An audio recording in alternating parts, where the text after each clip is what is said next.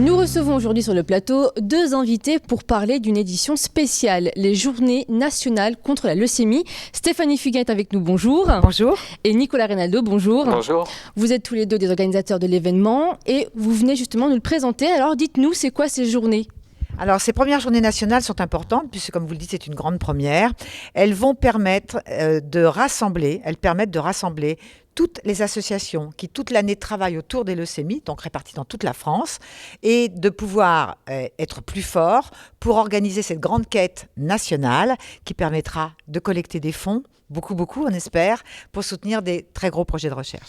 Une quête qui aura lieu sur 2 jours, le 29 et le 30 mars, à travers toute la France. Il y a 80 villes au total qui y participent, et forcément le département des Yvelines aussi. Oui. Qu'est-ce qu'on fait justement dans les Yvelines ? Dans les Yvelines, ce sera pareil, une quête nationale. En fait, on va quêter dans les Yvelines, dans tous les départements, dans toutes les villes, notamment Aubergenville, Flins-sur-Seine, Mesnil-le-Roi, Mantes-la-Jolie, Buchelay, Versailles, qui est un gros morceau, Versailles quand même, et on a Montigny, Sartrouville et Saint-Germain-en-Laye aussi. Donc on va être une centaine de bénévoles à travers ces 2 jours. On va essayer de véhiculer des messages positifs, d'aller quêter vers les gens et d'informer les gens surtout sur ce qu'est les leucémies. Alors justement, qu'est-ce que la leucémie ? On sait plus ou moins. Leucémies. Il y en a même plusieurs. Vous faites bien de le dire, justement, parce qu'on pense à la leucémie en général, mais il y a beaucoup de variétés et du coup beaucoup plus de dangers. Qu'est-ce que finalement la leucémie entend en général déjà pour commencer ? Alors la leucémie, c'est un cancer du sang et de la moelle osseuse. Il y a effectivement beaucoup de spécificités, beaucoup de différents types de leucémie. C'est la raison pour laquelle la recherche, certes, avance. Elle a de nombreux moyens qui n'existaient pas il y a 10 ans ou 20 ans. Sauf que ça manque encore, parce que du fait de cette diversité, il va falloir pouvoir donner à chaque malade le traitement qui lui correspond tout à fait. Ce sont des maladies qui sont très longues, les traitements sont très longs, sont difficiles, et il faut pouvoir leur donner presque la sécurité qu'un jour ils auront un traitement adapté à leur profil.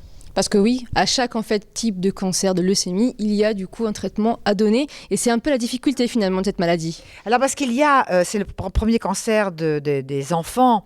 Il y a bien sûr des enfants, des adolescents, des jeunes adultes, des personnes âgées qui ont toutes ces diversités de maladies. Et un enfant en pédiatrie ne se soigne pas comme un adolescent. Et jusqu'à maintenant, jusqu'à il y a quelques années, il y avait un traitement qui était adapté, qui allait servir à toutes ces personnes, à toutes ces générations. Donc là, ce qu'on essaie de faire, ce que les chercheurs essaient de faire et d'apporter, c'est une diversité de traitements qui seront adaptés aux âges différents, bien sûr. Vous avez parlé justement des enfants, ce sont les personnes les plus touchées. En termes de chiffres, par exemple, qu'est-ce qu'on peut dire ? Combien d'enfants sont touchés en moyenne ? Écoutez, moi, j'ai plutôt envie de dire combien de personnes en France sont touchées chaque année. Il y a plus de 6000 personnes en France tous les ans qui sont touchées par ces leucémies. Donc beaucoup d'enfants. J'aime pas trop donner de chiffres précis parce que c'est jamais très précis.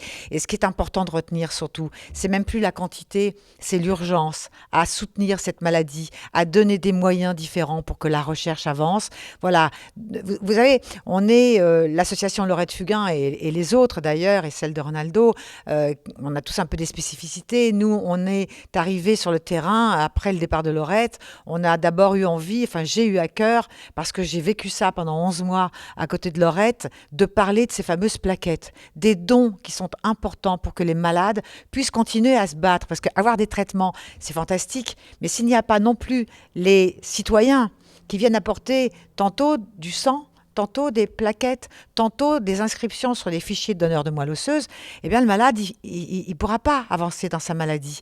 Donc, quand on a commencé sur cette information. Et puis, au fil du temps, je m'aperçois qu'évidemment, et puis on soutient évidemment la recherche aussi, à hauteur de 500 000 € tous les ans, ce qui est beaucoup d'argent pour une association et très très loin des besoins nécessaires pour le monde scientifique. Et cette année, ces journées nationales, elles vont viser essentiellement les besoins financiers. Voilà, on dit aux gens, si vous nous croisez avec ce joli petit tronc là, eh bien n'hésitez pas, on évite les toutes petites pièces jaunes parce qu'il y a déjà d'autres associations qui le font.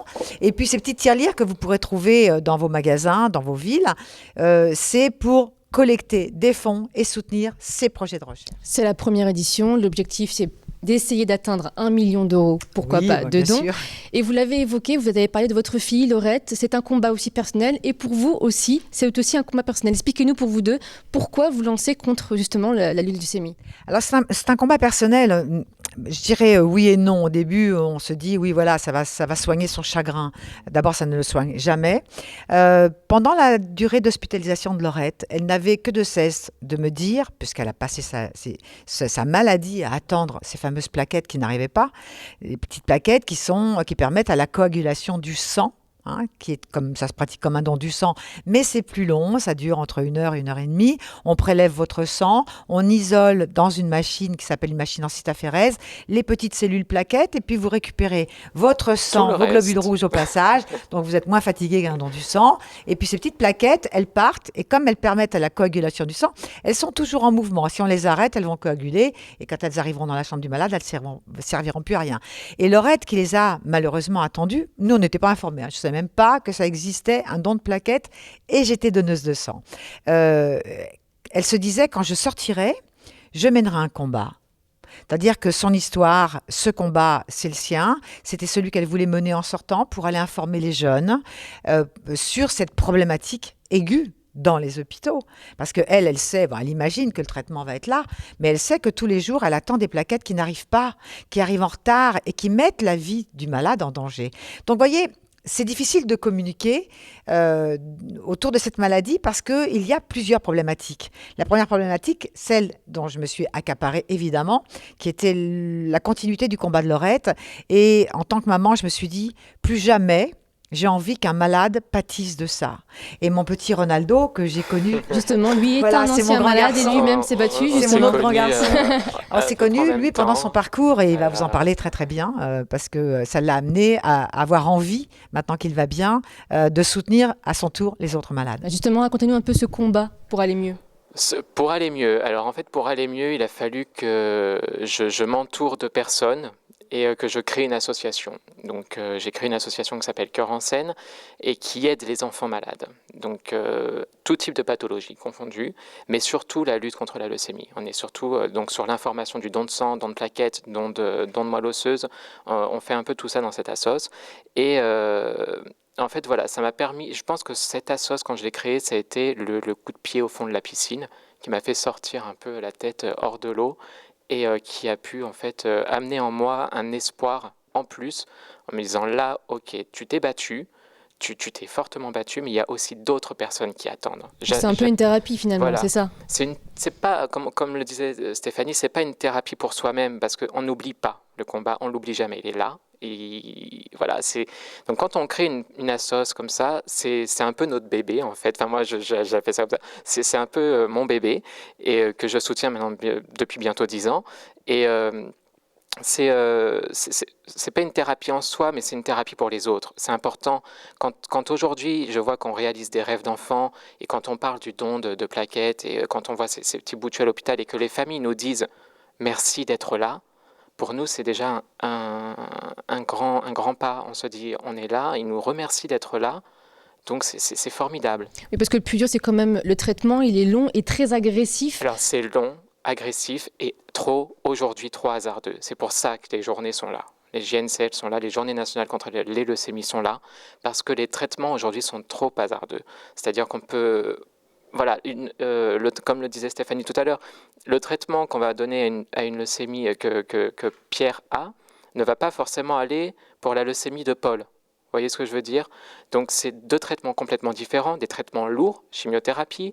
Après on peut parler de radiothérapie, on peut parler donc voilà de greffe, voilà pour les plus critiques, de greffe de moelle osseuse. Donc dans ces cas-là il y a l'attente encore, donc il y a déjà l'attente de don de sang, l'attente de don de plaquettes, l'attente de don de plasma, l'attente de don de beaucoup de choses. Et en plus de ça vient s'ajouter sur le poids déjà de la maladie et des familles un don de moelle osseuse. Et là quand ça tombe, en fait, c'est juste horrible parce que on voit les parents qui attendent, en fait, et qui espèrent avoir cette compatibilité ou alors de trouver un donneur potentiel. Ça reste un cancer, c'est vrai que c'est difficile du coup à traiter, et même psychologiquement, il faut être tout le temps soutenu et suivi pour le coup. C'est un peu votre objectif avec ça, de dire qu'on est là et il faut en parler. Oui, en fait. et C'est ça.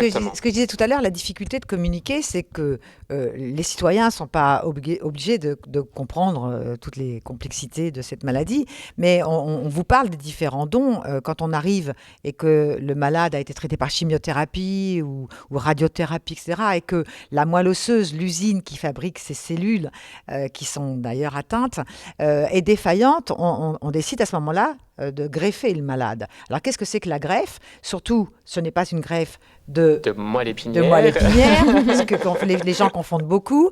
Et là, c'est une greffe de moelle osseuse. On va devoir trouver un donneur. Ce donneur, où est-ce qu'on le trouve? D'abord, on cherche dans la fratrie, frères et sœurs issus des mêmes parents. Ça complique les choses dans nos sociétés. Une chance sur 4. Voilà, une chance sur 4 d'être compatible. Et ensuite, quand on n'a pas de compatibilité dans la fratrie, on va chercher sur un fichier international un donneur non apparenté qui aurait les mêmes cellules, on va dire, le même profil tissulaire que le malade. Et là, vous n'avez plus qu'une chance sur 1 million. Vous voyez, donc tout ce parcours-là pour tenter d'aider un malade qui lutte contre la leucémie, c'est beaucoup de choses pour faire entendre, pour faire comprendre aux citoyens qui ne sont pas touchés. Alors évidemment, moi je leur souhaite de tout mon cœur que jamais ils soient touchés, mais je dis toujours quand même que la maladie n'arrive pas qu'aux autres, qu'elle peut s'arrêter à votre porte et que c'est pas la peine d'avoir attendu si longtemps pour d'un seul coup décider de devenir donneur. Il faut que cette éducation s'inscrive dans nos gènes, dans notre pays, on n'est pas les plus en avance, et qu'on sache qu'on a beaucoup de possibilités pour soutenir des enfants. C'est très injuste un enfant à l'hôpital qui va vivre dans une bulle pendant de longs mois, qui va être privé des câlins de ses parents, qui va être privé de l'école, qui va être privé de tout. Et je parle de petits-enfants, mais c'est pareil pour un adulte, sauf que l'adulte, il a un peu plus de faculté à être patient. Voilà. Mais l'enfant, c'est insupportable. Donc, n'attendez pas d'être concerné, n'attendez pas d'avoir aussi un voisin, un proche. Voilà, inscrivez-vous dans cette discipline. Le don, c'est quelque chose d'important. Sans le don, eh bien, comprenez que le malade, il ne pourra pas être soigné. Il ne pourra pas commencer un traitement. Et c'est une des solutions, vous l'avez dit, donc don, soit de plaquettes ou autre, mais il y a aussi donc le don forcément financier. Oui, malheureusement. Il faut de la recherche, on cherche encore de quoi diagnostiquer encore mieux, de quoi guérir. En termes de chiffres, par exemple, on dit qu'en 40 ans, on est quand même passé d'un taux de guérison de 20% à 80%.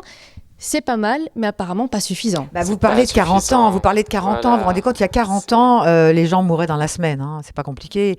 Une leucémie était déclarée, elle se déclare du jour au lendemain, et là déjà c'était trop tard. Donc il faut se dire que oui, il y a eu un travail colossal de fait, mais qu'il en reste encore beaucoup. Il reste des travaux. L'avantage qu'on a dans ces maladies, tout à l'heure je vous expliquais hors antenne, voilà, le Téléthon, on sait que tous les ans il y a une grosse opération, les chercheurs avancent, ils ont des moyens. Alors, il n'y en a jamais assez de moyens, mais là, il y en a quand même pas mal. Mais le chercheur, à un moment donné, il est quand même limité dans sa recherche parce qu'il faut bien qu'il ait quelque chose derrière le microscope pour utiliser toutes ces sommes d'argent. Dans les leucémies, nous, quand on lance un appel d'offres, l'association Laurette Fugain lance un appel d'offres, puisqu'on soutient à hauteur de 500 000 € tous les ans, eh bien, si on avait de l'argent, on pourrait soutenir pour 2 millions de projets qu'on nous envoie. Voyez, et on ne peut donner que 500 000. Et il va falloir choisir au milieu de tout ça. Donc ça se fait avec notre comité scientifique et éthique de 16 professeurs pour chercher évidemment ceux qui sont fantastiques, qui n'existent pas encore et qui sont urgents à démarrer. 500 000 €, c'est rien, mais c'est beaucoup d'argent pour nous. C'est rien, mais on sait qu'il y a des chercheurs qui ont des choses. Il leur manque simplement de l'argent. C'est la raison de ces journées nationales qui se fera tous les ans, bien sûr. Ça veut dire qu'il y a des projets finalement concrets qu'on pourrait mettre en application au plus vite, mais que le financement bloque. En gros, c'est ça. Tout à fait. Dans les Yvelines, justement, est-ce que vous avez l'impression qu'on vous entendait quand vous aviez justement créé votre asso et cherché de l'aide et du soutien, ou c'est quelque chose que finalement c'est compliqué? Il y a besoin encore de parler aujourd'hui de ça aux gens, aux mairies, aux collectivités? Je crois qu'on aura toujours besoin d'en parler. De toute manière, ça c'est clair et net. On aura toujours besoin d'en parler. Oui, ça a été dur de se faire entendre. Et c'est toujours dur de se faire entendre. Parce que quand on a créé l'association il y a maintenant 10 ans, déjà, ils ne comprenaient pas, ils ne savaient pas, et on n'était même pas suivis, on ne voulait pas nous suivre. Donc j'étais venu sur un de vos plateaux télé pour parler justement de ma maladie, de mon parcours dans la maladie. Et on s'est dit ça va donner un coup de boost, et en fait finalement ça n'a rien donné, parce que les gens ne sont pas informés et ne veulent pas s'informer non plus. Pas concernés. Voilà, ils ne sont pas concernés, c'est ça. Tant qu'ils ne se sentent pas concernés par la maladie, ils ne vont pas aller chercher plus loin que le bout de leur nez, tout simplement, parce que aujourd'hui, voilà, ils sont en train de croquer la vie à pleines dents, mais demain, qu'est-ce qui peut arriver? On ne sait pas. Donc c'est ça le problème. Oui, et puis au-delà de ça, c'est que bon, il y a quand même beaucoup d'informations, il y a beaucoup d'associations, il y a beaucoup de causes, il y a beaucoup de choses, et les gens finissent par être un petit peu perdus. Donc ils ont le réflexe de faire avant tout celles qui sont les plus médiatisées, les plus grandes, et puis toutes les autres qui existent et qui ont une vraie légitimité à exister, eh bien elles sont moins soutenues, sauf quand on les connaît justement parce que les médias ont donné de l'audience, ou parce que d'un seul coup vous êtes concerné, vous êtes touché de près, de moyen près, de loin par quelqu'un, et que vous posez la question. Mais on n'est pas un pays éduqué. Le problème, il est là. On n'est pas un pays éduqué. Le don de sang, ça fait peur. Depuis le sang contaminé, le ministère sent encore le sang contaminé. Donc les gens, voilà, c'est en même temps une excuse. Ils n'ont pas le temps, ça fait peur. Les hommes, il faut un petit peu les chahuter parce qu'ils disent moi, j'aime pas regarder le sang. Mais non, mais on leur dit mais il faut pas regarder la piqûre, c'est pas grave. C'est qu'une piqûre en soi. C'est pas grand-chose. Moi, j'ai juste envie de dire, seul le malade a le droit d'avoir peur. Nous, c'est rien. Une petite piqûre qui va vous prélever un petit peu de sang, c'est rien du tout. Mais surtout, c'est tellement énorme pour le malade qui les reçoit. Et tous les témoignages de malades anciens ou actuels vous disent j'ai dans mon sang, dans mon corps, des tonnes de sang, cellules, de cellules. De héros. Voilà, de c'est héros. Ce que je me dis. Voilà, j'ai mais des moi, héros. faut Justement, pas être... vous allez mieux aujourd'hui. Est-ce que du coup, c'est fini pour vous le combat ou ça continue encore? Vous avez encore besoin de dons, vous aussi? Alors moi, non, j'ai plus besoin de dons. Heureusement, je touche du bois, c'est du bois j'espère, hein, oui.